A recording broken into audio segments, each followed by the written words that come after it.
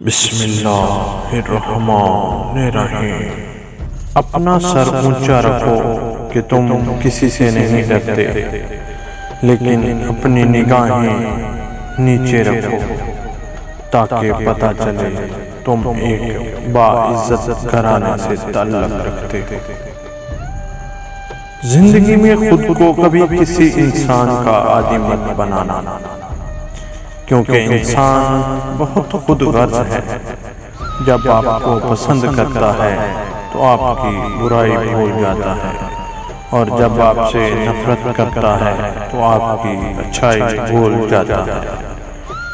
اپنے بہترین وقت کو نماز میں وقف کرو، کیونکہ تمہارے سب کام تمہاری نماز کے بعد قبول ہوں گے۔ برے انسان کی صحبت سے پرہیز کرو، کیونکہ وہ تلوار کی طرح ہے، دیکھنے میں خوبصورت اور اثر میں خطرناک۔ دوستی اور محبت ان سے کرو جو نبھانا جانتے ہیں، نفرت ان سے کرو جو بلانا جانتے ہیں، اور غصہ ان سے کرو جو منانا جانتے ہیں۔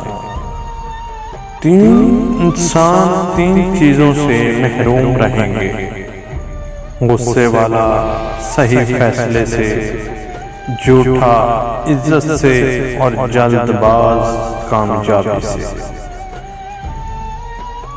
جانور میں خواہش اور فرشتے میں عقل ہوتی ہے، مگر انسان میں دونوں ہوتی ہیں۔ اگر وہ عقل دبا لے تو جانور، اگر خواہش کو دبا لے تو فرشتہ۔ سب سے زیادہ کمزور آدمی وہ ہے جو دوست کو حاصل کرنے میں ناکام ہو، اور اس سے بھی زیادہ کمزور وہ ہے جو ہاتھ آئے ہوئے دوست کو گنوا دے۔ اگر تمہاری آنکھیں خوبصورت ہیں تو تم دنیا سے محبت کرو، لیکن اگر تمہاری زبان خوبصورت ہے تو دنیا تم سے محبت کرے گی۔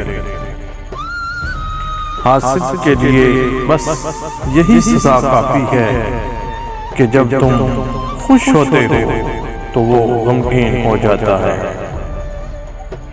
لوگوں کو اسی طرح معاف کر دو جیسے تم خدا سے امید رکھتے ہو کہ وہ تمہیں معاف کرے گا۔ اچھے لوگوں کی ایک خوبی یہ بھی ہوتی ہے کہ انہیں یاد رکھنا نہیں پڑتا، وہ یاد ہی رہتے ہیں۔ اگر انسان کو تکبر کے بارے میں اللہ کی ناراضگی اور سزا کا علم ہو جائے تو بندہ فقیروں اور غریبوں سے ملے اور مٹی پر بیٹھ کرے۔